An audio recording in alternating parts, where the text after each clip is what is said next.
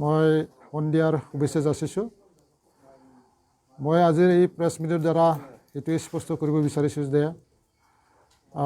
কিছুমান BPFৰ কৰ্মীবিলাকে আমাৰ মানাছ চেৰপাঙত কেণ্ডিডেট মানে সুৰেশ দৈমাৰীক BJPক মানে 10 কোটিৰ বিক্ৰী হোৱা বুলি মানে অপপ্ৰচাৰ চলাই আছে।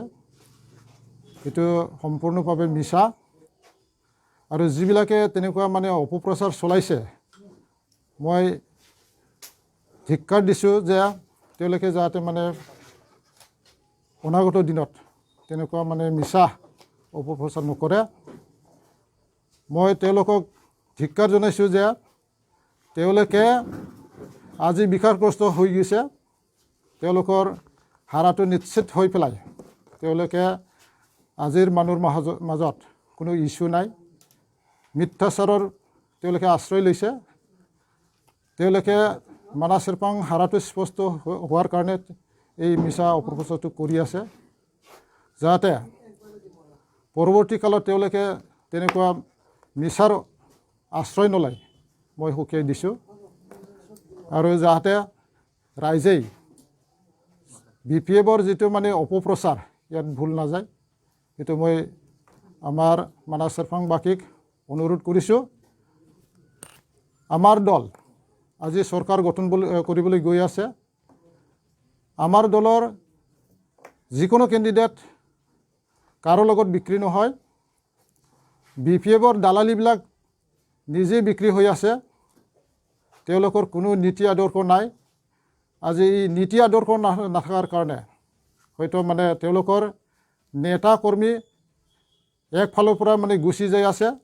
তাৰ কাৰণে তেওঁলোকে বিকাৰগ্ৰস্ত হৈছে। আৰু যাতে ফিল্ডত আজিৰ পৰা তেওঁলোকে মিছা অপপ্ৰচাৰ নকৰে তাৰ কাৰণে মই সকীয়াই দিছোঁ। মোৰ শ্ৰদ্ধাৰ সন্মানীয় BTRবাসী ৰাইজলৈ এই মিডিয়াৰ যোগে এটা কথা জনাবলৈ লৈছোঁ। কথাখিনি হ'ল BPFৰ যিখিনি কৰ্মীক বা BPFৰ যিখিনি মানুহ নেতা, সেইখিনি মানুহ আমাৰ UPPLৰ ইমান দিনে বদনাম গাই কোনো এটা কাৰণতে কোনো এটা এনেকুৱা ধৰণৰ কথা সমাজত বিস্তাৰ কৰি অলপে ছাকচেছ হ'ব নোৱাৰিলে।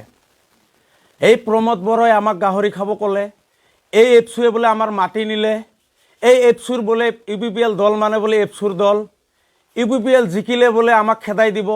ইমানখিনি কথা BPFৰ ফালৰ পৰা আমাৰ সমাজত অপপ্ৰচাৰ কৰাৰ পিছতো আজি BTRবাসী ৰাইজে UPPLক গ্ৰহণ কৰি লৈছে। ইয়াৰ মানে BPFে ইয়াতে কোনো কথাই সমাজত বিস্তাৰ কৰিব পৰা নাই। কিন্তু আজি নতুন কৰি এটা কথা ওলাইছে, আমাৰ বোলে 18 নং মানাছ চেৰপাং সমষ্টিৰ কেণ্ডিডেট সুৰেশ দৈমাৰী ডাঙৰীয়া আৰু কোনবা বোলে এনেকুৱা চিট আছে, আমাৰ UPPLে বোলে BJPৰ লগত বোলে বিক্ৰী কৰিছে। তেনেকুৱা কথা BPFৰ মুখেৰে আমি পাই আছোঁ। কিন্তু আমি ইয়াৰ পৰাই সকীয়াই দিব বিচাৰিছোঁ BPF দলৰ যিখিনি নেতাকৰ্মী আছে, আপোনালোকে নিজৰ দল কৰক, যাতে UPPLক লৈ তেনেকুৱা ভুৱা প্ৰচাৰ নকৰে। UPPLক লৈ ভুৱা প্ৰচাৰ নকৰে, কাৰণ 17 বছৰে আপোনালোকে যিখিনি ৰাইজৰ ধন লুটপাট কৰিলে সেইখিনি খং এতিয়াও আমাৰ বা ৰাইজৰ যোৱা নাই। আৰু যদি আমি খং কৰিব লগা হয় তেতিয়া গাঁৱে ভূঞে আপোনালোকৰ মিটিং নিষিদ্ধ হৈ যাব। গতিকে মই আপোনালোকক সকীয়াই দিব বিচাৰিছোঁ, আমাৰ দলে কোনো দলৰ পৰা পইচা নাখায়, কোনো BJPৰ লগত আমাৰ মিত্ৰতা নাই। গতিকে ক'ব বিচাৰিছোঁ, আজি 8-9 মাহ ধৰি UPPL দলৰ চেণ্ট্ৰেলৰ পৰা আৰম্ভ কৰি এটা বৰ্ড কমিটিলৈকে যিকোনো কৰ্মীকে যিকোনো নেতাই পেটত পাথৰ বান্ধি কাম কৰি আছে। আমি কোনো দলৰ পৰা আজিলৈকে পইচা লোৱা নাই। কিন্তু এতিয়া মানে কথাটো ওলাইছে যে মানে 10 কোটি 15 কোটি টকা আমাক দিছে বা আমাৰ কেণ্ডিডেটে লৈছে। এই কথাটো সম্পূৰ্ণৰূপে ভুৱা। আৰু এটা কথা ক'ব বিচাৰিছোঁ যে BPFৰ মিটিঙত UPPLৰ কথা নক'লে এতিয়া BPFৰ মিটিং নহয়। UPPLৰ কথা নক'লে এতিয়া BPFৰ মিটিং নহয়। আমাৰ কথা কিয় ক'ব লাগে আপোনালোকে? আমিতো চৰকাৰ নহয়, আমিতো চৰকাৰৰ গাদীত বহি আমিতো ৰাইজৰ ধন লুটপাট কৰা নাই, আমি কোনো দুখী মানুহ নহয়। কিন্তু আমি যেতিয়া চৰকাৰত আহিম তেতিয়া আমি যদি কোনো দুৰ্নীতি কৰোঁ তেতিয়া আপোনালোকে কওক, আমি গ্ৰহণ কৰিম। কিন্তু এতিয়া আপোনালোকৰ মিটিঙত UPPLৰ কথা কিয় ওলায়? কাৰণ যেতিয়া প্ৰমোদ বড়ো ছাৰে দেখিলে যে বিটিআৰত বসবাস কৰা প্ৰতিটো জাতিৰ মাটিৰ সমস্যা আছে। এই ৭৪টা বছৰে মাটিৰ সমস্যা কোনেও সমাধান নকৰিলে। ১৭ বছৰে হাগ্ৰামা মহিলাৰীয়ে মাটিৰ সমস্যা সমাধানৰ এখোজো মানে নিদিলে। এতিয়া প্ৰমোদ বড়ো ডাঙৰীয়া প্ৰথম যেতিয়া চৰকাৰৰ গাদী দখল কৰাৰ পিছতে মাটিৰ পট্টাৰ কাম কৰিব, এতিয়া মানে এওঁলোকৰ মাথা গৰম হৈ আমাৰ কথা নকল কৰি BPF মিটিঙত কৈ আছে। আৰু কৈ আছে 7.2 মাইনৰিটি এৰিয়া, হিন্দু বাঙালী, মুছলমান বাঙালী, অন্য জাতিৰ মাজত গৈ কৈ আছে যে 7.2ত এনেকুৱা কথা উল্লেখ আছে যে প্ৰমোদ বড়োই গাদী দখল কৰিলে কি কৰিব, বাকী জাতিক ইয়াৰ পৰা খেদুৱাই দিব।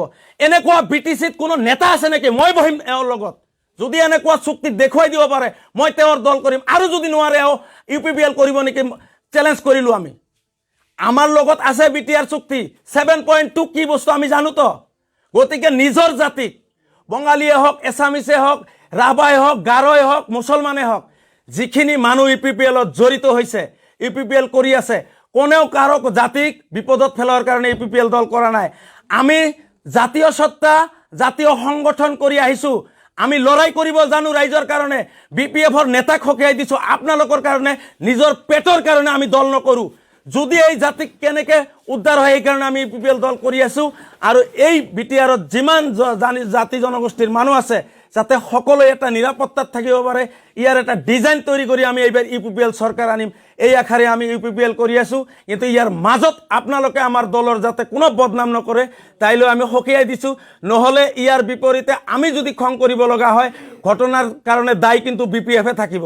এইখিনিয়ে কৈছোঁ। ধন্যবাদ। মোৰ শ্ৰদ্ধাৰ সন্মানীয়